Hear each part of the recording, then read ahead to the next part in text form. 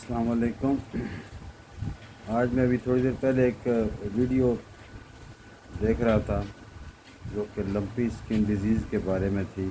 اس میں ایک ڈاکٹر صاحب کو کوئی انٹرویو لے رہا تھا جس میں وہ بتا رہے تھے کہ لمپی اسکن ڈیزیز سے جو بھی جانور متاثر ہیں ان کا گوشت اور دودھ استعمال ہو سکتا ہے۔ تو میرے ذہن میں ہے کہ میں اس کے بارے میں تو ریسرچ کر کے تو آپ لوگوں کو آگاہ کروں۔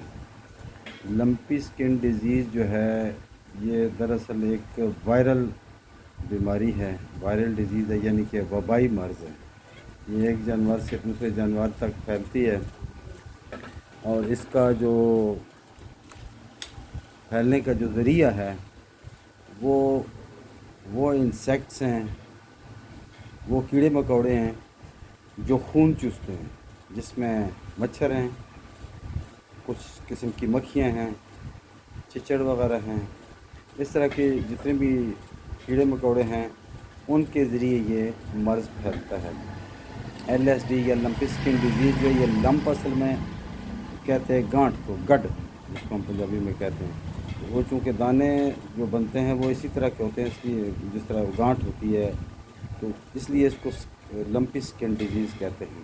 جلد کی بیماری ہے، وائرل ڈیزیز ہے، یہ ذہن میں رکھنے والی ہے کہ یہ ایک جانور سے دوسرے جانور میں منتقل ہوتی ہے ان کیڑے مکوڑوں سے جو جانوروں کا خون چوستے ہیں۔ تو اس بات سے پہلی بات یہ ذہن میں آتی ہے کہ جو جانور تو افیکٹڈ ہیں، متاثر ہو چکے ہیں، ان کا تو علاج ہے یا جو بھی ہے، لیکن جو نہیں ہوئے ان کو بچانا ہے۔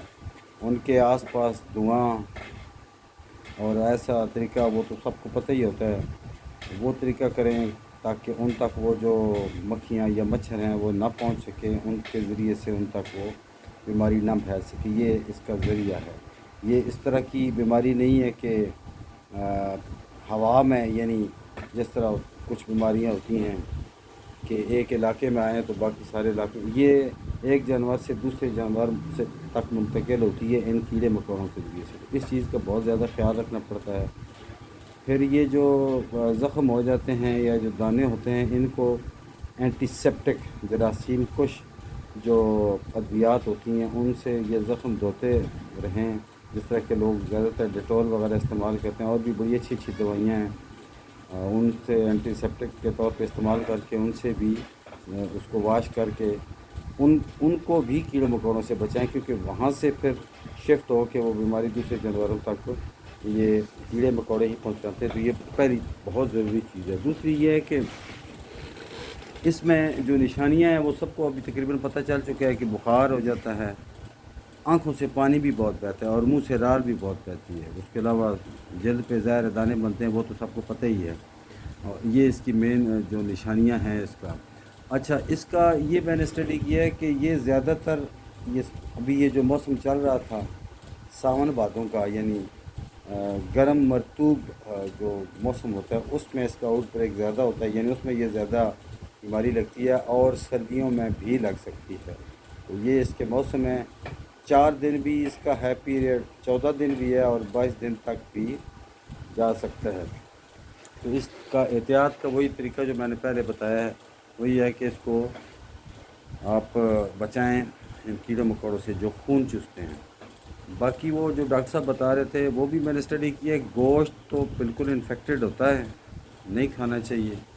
وہ شاید کسی نے کمرشل بنیادوں پہ انٹرویو لیا ہے کہ کیونکہ گوشت بک نہیں رہا، نقصان ہو رہا ہے، تو اس لیے وہ کہتے ہیں، لیکن ہر بندے کو پتہ ہے کہ اس کا افیکٹڈ ہے، گوشت استعمال نہیں کرنا چاہیے۔